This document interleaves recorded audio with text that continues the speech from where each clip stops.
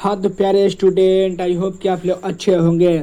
मैं लाया हूँ बायोलॉजी का फर्स्ट नंबर चैप्टर का VBI ऑब्जेक्टिव प्रश्न जो 2026 के लिए काफ़ी महत्वपूर्ण है। तो पहला सवाल यह है, प्रकाश संश्लेषण होता है। प्रकाश संश्लेषण दिन में होता है या रात में होता है या रात दिन दोनों में होता है या सुबह शाम में होता है। तो इसका आंसर हो जाएगा ए, प्रकाश संश्लेषण हमेशा दिन में होता है। क्लोरोफिल वर्णक का रंग है। क्लोरोफिल वर्णक का रंग हरा होता है। क्लोरोफिल वर्णक का रंग हरा होता है। कवक में पोषण की कौन सी विधि पाया जाता है? कवक में पोषण की कौन सी विधि पाया जाता है? इसका आंसर हो जाएगा सी, मृत्यजीवी। इसका आंसर हो जाएगा सी, मृत्यजीवी पाया जाता है।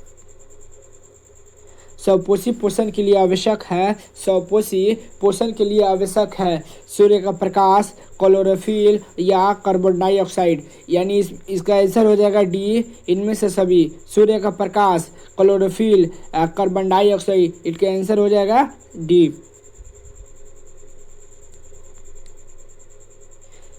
मैग्नीशियम पाया जाता है। मैग्नीशियम पाया जाता है। इसका आंसर हो जाएगा ए, मैग्नीशियम क्लोरोफिल में पाया जाता है। इसका आंसर हो जाएगा ए, मैग्नीशियम क्लोरोफिल में पाया जाता है।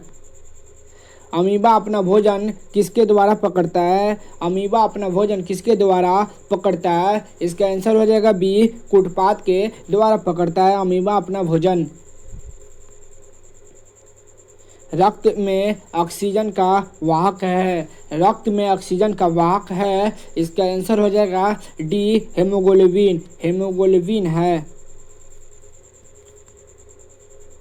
पीत रस कहाँ से स्रावित होता है? पीत रस कहाँ से स्रावित होता है? ये काफ़ी VBI ऑब्जेक्टिव है जो 2026 के लिए काफ़ी महत्वपूर्ण है। तो पीत रस कहाँ से स्रावित होता है? इसका आंसर हो जाएगा बी, यकृत से। पीत रस यकृत से स्रावित होता है। पादप में जाइलम उत्तरदायी है। पादप में जाइलम उत्तरदायी है। इसका आंसर हो जाएगा ए, पादप में जाइलम उत्तरदायी है जल का वहन के लिए। जल का वहन के लिए। स्वपोषी पोषण के लिए आवश्यक है। स्वपोषी पोषण के लिए आवश्यक है। इसका आंसर हो जाएगा डी, स्वपोषी पोषण के लिए आवश्यक है ऑक्सीजन का वाहक। ऑक्सीजन का वहन आवश्यक है। स्वपोषी पोषण होता है। स्वपोषी पोषण होता है। स्वपोषी पोषण हरे पौधे में होते हैं। स्वपोषी पोषण हमेशा हरे पौधे में होते हैं।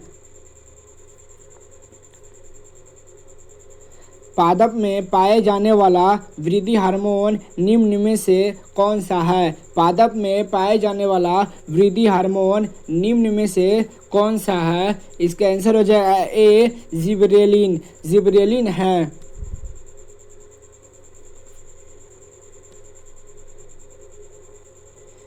पत्तियों में गैसों का आदान प्रदान कहाँ होता है? पत्तियों में गैसों का आदान प्रदान कहाँ होता है? इस रंध्र में होता है। इसका आंसर हो जाएगा बी, रंध्र में होता है। मानव हृदय में कोष्ठों की संख्या कितनी है? मानव हृदय में कोष्ठों की संख्या कितनी है? इसका आंसर हो जाएगा सी, 4 होती है। मानव हृदय में कोष्ठों की संख्या 4 होती है। वृक्क की रचनात्मक एवं क्रियात्मक इकाई किसे कहते हैं? वृक्क की रचनात्मक एवं क्रियात्मक इकाई नेफ्रॉन को कहा जाता है। यानी बी आंसर हो जाएगा।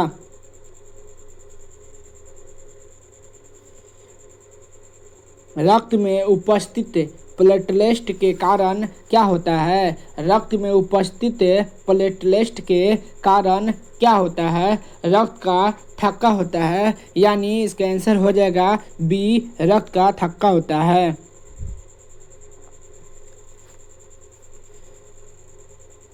कौन सा एंजाइम वाष्प प्रक्रिया करता है? कौन सा एंजाइम वसा पर क्रिया करता है? इसका आंसर हो जाएगा सी, लाइपेज नामक एंजाइम वसा पर क्रिया करता है। ये काफ़ी वीवीआई एडजेक्टिव है जो 2026 के लिए काफ़ी महत्वपूर्ण है, इससे अलग सा नहीं आएगा। अमीबा में अधिकांश पोषण होता है। अमीबा में अधिकांश पोषण होता है, तो इसका आंसर हो जाएगा बी, अंतर्ग्रहण होता है। अमीबा में अधिकांश पोषण अंतर्ग्रहण होते हैं। कर्माकुंचन गति पाई जाती है। कर्माकुंचन गति पाई जाती है, इसका आंसर हो जाएगा सी, ग्रासनली में कर्माकुंचन गति पाई जाती है। और आखिरी सवाल यह है, कोशिका का पावर हाउस किसे कहा जाता है? कोशिका का पावर हाउस किसे कहा जाता है? माइटोकॉन्ड्रिया को कहा जाता है कोशिका का पावर हाउस।